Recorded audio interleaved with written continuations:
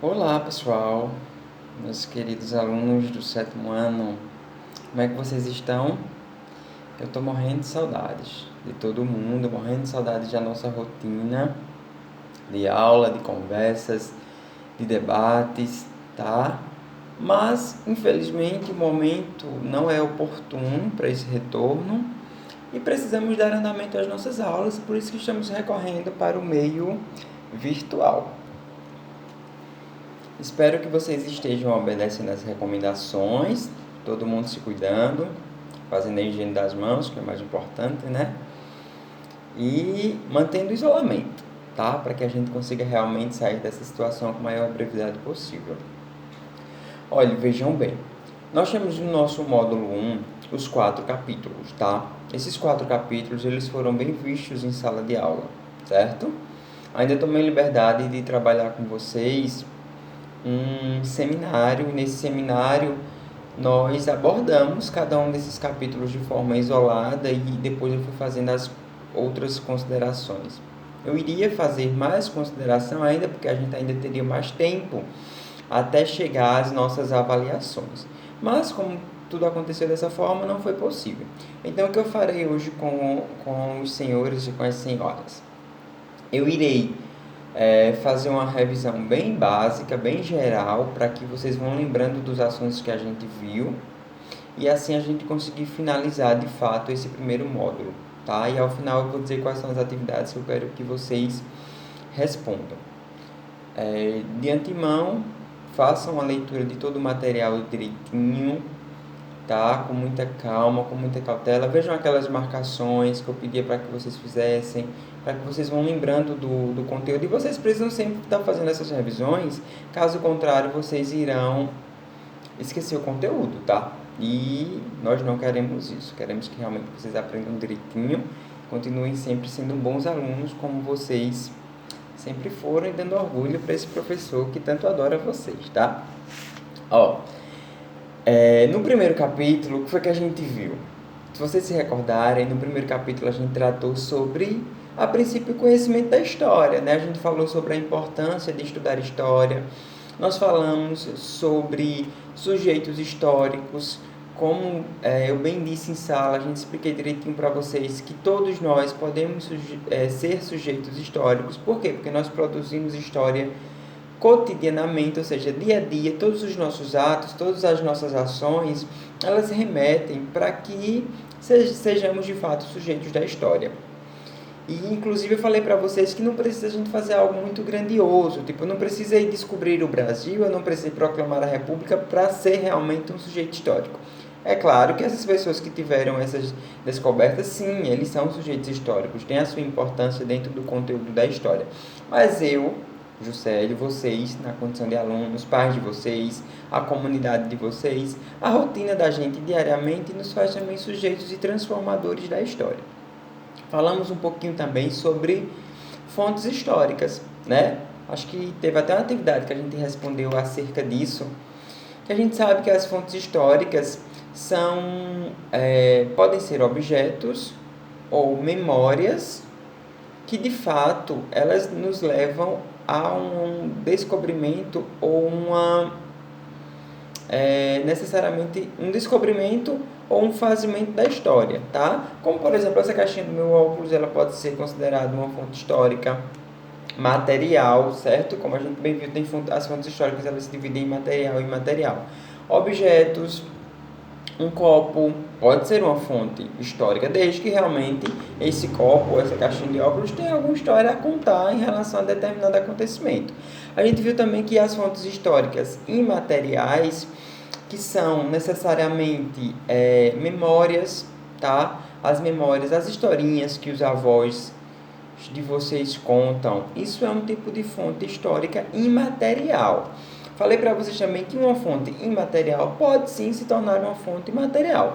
Por exemplo, se vocês escutam os relatos dos avós de vocês contando sobre há tantos anos atrás a gente não tinha computador, as coisas aconteciam de tal forma e tudo mais. Então essa historinha que os avós de vocês vão relatar para vocês é um tipo de fonte histórica imaterial. Se vocês decidirem pegar uma folha de papel ou um computador e digitar ou escrever essa história que os seus avós contam para vocês, vocês vão estar transformando uma fonte imaterial em fonte material. Por quê? Porque o papel, o livro, é um tipo de fonte material, tá bem? Vamos seguindo para o capítulo 2, que a gente falou sobre o que no capítulo 2, que é sobre a crise do Império Romano. A gente viu que o Império Romano foi um império muito poderoso, tá? Um império de muitas conquistas. E como a gente sabe, o poder realmente do império era dado pelas suas conquistas, principalmente as conquistas de territórios, como a gente falou sempre, de forma muito incisiva nas nossas aulas. Nós, nesse conteúdo da crise do Império Romano, nós tivemos um imperador chamado Teodósio. E o que foi que o Teodósio fez? Por conta das crises que o Império Romano estava sofrendo em decorrência de tentativas de invasão, Teodósio, quem foi o imperador romano, ele decidiu dividir o território romano em Império Romano do Ocidente e Império Romano do Oriente. Por que Teodósio fez essa divisão? Ele fez essa divisão por quê? Para facilitar a forma de administrar. Tá? É como, por exemplo, hoje, nós temos o país que é dividido em estados e os estados que são divididos em municípios. É uma forma de cada lugar ter uma centralização do governo, né? Porque, por exemplo, nós temos hoje nos municípios os prefeitos, que é quem governam administrativamente o município. Nos estados nós temos os governadores que governam o estado todo. E no país nós temos o presidente da república que governa toda a nação. Então ele dividiu o Império Romano com a forma de organizar, de forma de centralizar, de tornar a administração mais competente para evitar assim as invasões. Então lembrem sempre que quem dividiu o Império Romano durante o seu período de crise foi o imperador Teodósio, dividiu o Império Romano do Oriente e o Império Romano do Ocidente. Foi que a gente viu mais sobre o Império Romano. A gente viu que se um determinado povo tivesse uma cultura diferente dos romanos, eles eram considerados o quê? Eles eram considerados bárbaros. Então, se vocês ouvirem falar em povos bárbaros, o que era um povo bárbaro? Povo bárbaro era uma denominação que era dada aos povos que tinham uma cultura diferente da cultura romana. Então, ter uma cultura diferente dos romanos, para eles eram considerados como bárbaros, tá? Então, dentro do contexto do Império Romano, quando a gente vem falando sobre os povos bárbaros, eram os povos que tinham uma cultura distinta, tá? Perdão, uma cultura diferente da cultura romana. Foi que a gente viu também sobre a organização social do Império Romano. Lembram disso? Que nós falamos falamos sobre a organização social do Império Romano. A gente viu que o que foi uma característica marcante da organização da sociedade em Roma foi o chamado patriarcal, tá? O que era, professor, patriarcal? Como eu falei também para vocês direitinho nas minhas aulas, até a gente discutiu muito sobre isso, dei exemplos direitinho. O patriarcado ou uma sociedade patriarcal era aquela sociedade em que a tomada de decisões, ou seja, a pessoa mais importante era o pai, tá? Patriarcal vem realmente de pai. Até hoje os nossos pais, é lógico, têm uma importância dentro das nossas casas, mas eles dividem as responsabilidades, pai e a mãe. E naquela época, as mães, elas não tinham voz ativa, ou seja, elas não podiam dar muita opinião sobre a responsabilidade da casa, tá? Todas as decisões gerais eram dadas pelo pai, por isso que chama-se sociedade patriarcal.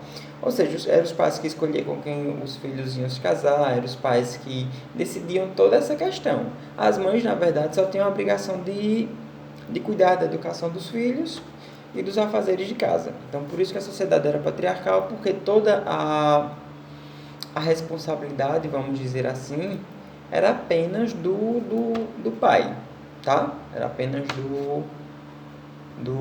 da pessoa do sexo masculino, do pai que ocupava a administração das suas casas. Então, isso é uma característica importante na sociedade do Império Romano. Nós vimos também que lá no Império Romano, nós tínhamos o que chamávamos de povos animistas. O que eram, professores, os povos animistas? Eram os povos que acreditavam nas forças da natureza. Como a gente sabe, em várias sociedades tinham povos que acreditavam que existia deuses, tinham povos que acreditavam que existia um único Deus e tudo mais. No Império Romano, os deuses deles eram representados pelas forças da natureza, pelo vento, pelo trovão. Então eram chamados de povos animistas por conta disso, tá? Por acreditarem nas forças da natureza. Hoje a gente sabe, a gente acredita também nas forças da natureza, né? Mas assim, as forças da natureza, como a chuva, os trovões, os ventos, a gente entende como que faz parte do contexto da própria natureza, e não como o nosso Deus, ou seja, a quem a gente deve obediência, como eles acreditavam naquela época, tá, gente? Agora a gente dá um salto e a gente fala um pouquinho sobre o nosso capítulo 3º. No capítulo 3º, nós vimos sobre a expansão do islamismo. Professor, o que é e o que foi a expansão do islamismo? O islamismo é uma religião, tá? Que tem como fundador Maomé. Maomé foi o grande fundador, idealizador do islamismo. E segundo a história conta, ele só teve um grande crescimento em relação à expansão realmente do islamismo por conta que naquela época o pessoal já tínhamos sociedades monoteístas, tá? O que é sociedades monoteístas? E aí, quem sabe? Como vimos, havia sociedades politeístas e monoteístas, ou seja, povos politeístas e monoteístas. Monoteístas são povos que acreditam em um único Deus, tá? Então, Maomé conseguiu essa expansão do islamismo por conta justamente dessa característica, de acreditarem em um único Deus, povos monoteístas. Maomé nasceu na cidade de Meca, tá? Meca é considerado o lugar mais sagrado para os povos do islamismo. Tem inclusive até hoje muitas peregrinações, assim, Pronto, vou fazer uma comparação. A nossa sociedade, né? O povo lá de Major, Cacimbinhas, Dois Riachos, eles não vão com muita frequência ao Juazeiro do Norte. Todos os anos o pessoal vão lá, faz aquelas expedições lá para o Juazeiro do Norte, porque é considerado um lugar muito sagrado, porque teve a figura de Padre Cícero, né, que o pessoal chama Padim Cícero, Padre Cícero. Então Juazeiro é considerado um lugar sagrado para o pessoal da religião católica, que acredita nos milagres de Padre Cícero. Então Meca, para o islamismo, é considerado um lugar sagrado. Então, sempre até hoje, o pessoal visita muito, adoram muito realmente a cidade de Meca, por conta de ser considerada um lugar sagrado, tá bem? Então, sobre o islamismo, isso é extremamente importante. Lembrem disso e, como eu falei, estou revisando as partes assim que eu considero mais importantes de cada capítulo, mas não deixem de fazer toda a leitura e relembrando das aulas, das marcações e estudando em casa, que vocês têm essa obrigação, não esqueçam disso não, viu? Por fim, nós chegamos onde, professor? Nós chegamos na época medieval na Europa. Olhem, é um assunto também muito gostoso de estudar, por isso que eu quero que vocês façam a leitura direitinho, sempre revisitando todos esses conteúdos. Na época medieval, mais precisamente durante o período da Idade Média, que durante muito tempo foi considerado como Idade das Trevas. Por que era considerado como Idade das Trevas? Porque foi um período social em que havia muitas muitos acontecimentos por conta da religião, tá? Muita gente foi perseguido e morto por conta de ser contrário ao que a religião determinava. Então, nesse período de Idade Média, começou a ter muitos pensamentos que eles eram contrários, ou seja, pensamentos que iam de encontro com o que era pregado pela Igreja Católica. Então, foi um período também que muita gente era morto na fogueira, pessoas eram condenadas à prisão perpétua, se demonstrasse posicionamentos em relação à Igreja Católica. As pessoas não tinham muita opinião, não podiam dar muita opinião sobre as coisas, tá? Tem que ser realmente as opiniões que as igrejas pregavam naquela época. Só que lembrem sempre, esse acontecimento histórico, eu não estou aqui, o professor Juscelio não está aqui querendo dizer que a nossa Igreja Católica é ruim, tá? Eu estou falando de um momento da história em que houve erros, tá? Mas tudo isso já mudou, faz parte de um passado, é outro contexto, é outro momento, certo? Também no período medieval na Europa, houve um sistema chamado de feudalismo. Lembro também que falei muito bem sobre o feudalismo, até fiz umas perguntas nos grupos também, quando estavam fazendo as apresentações. O que foi o feudalismo? Olha, meus queridos, o feudalismo ele aconteceu da seguinte forma. Supondo que nós vamos ter algumas figuras no feudalismo, tá? Nós vamos ter os senhores feudais, nós vamos ter os servos, nós vamos ter os feudos e nós vamos ter os vassalos. Sempre lembrando dessas 4 figuras importantes para lembrar de todo o contexto do feudalismo. Os feudos eram várias comunidades, tá? Vários feudos, várias comunidades. É como se fossem várias cidades, ou vários bairros, vários feudos. Melhor definirmos como se fossem várias cidades, porque eles eram um pouco mais distantes umas das outras.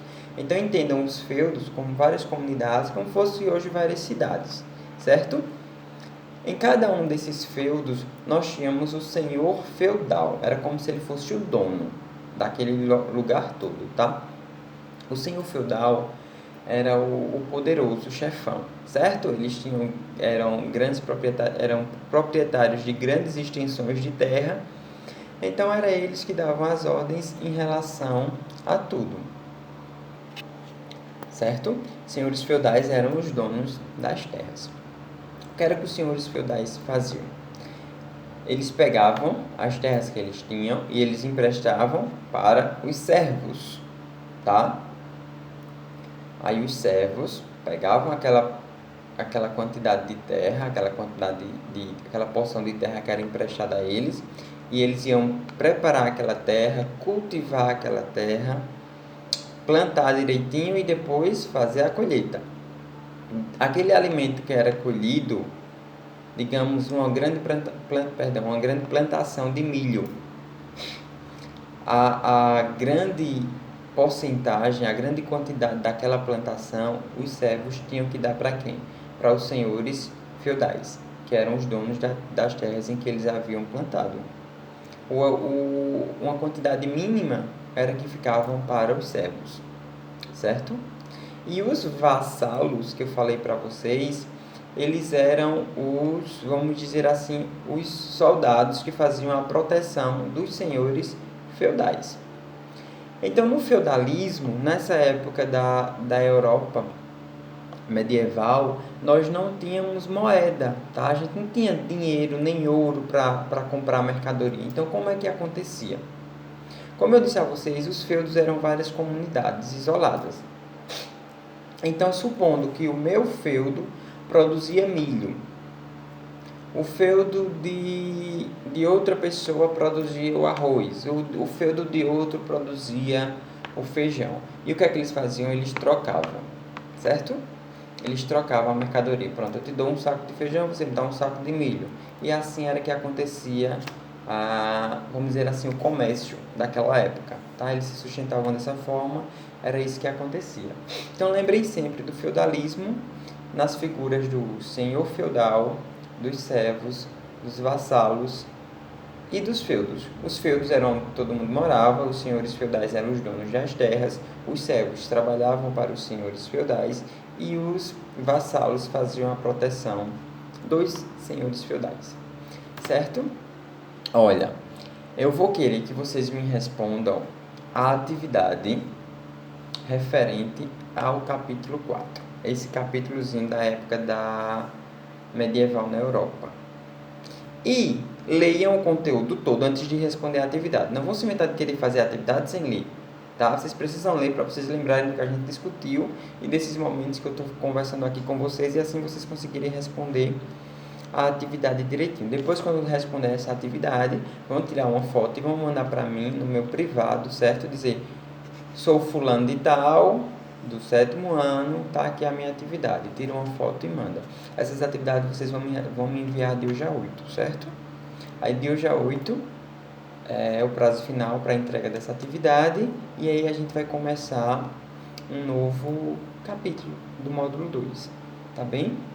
Um abraço, fiquem todos com Deus, fiquem bem, se cuidem, obedeçam direitinho às recomendações para ficarem em suas casas, aproveitem para estudar, para assistir bons filmes, para ler os livros de vocês ou algum outro livro de história que vocês gostem, tá bem? Um beijo grande e é isso, não esqueçam não de ver o vídeo todo e responder a atividade. Tchau!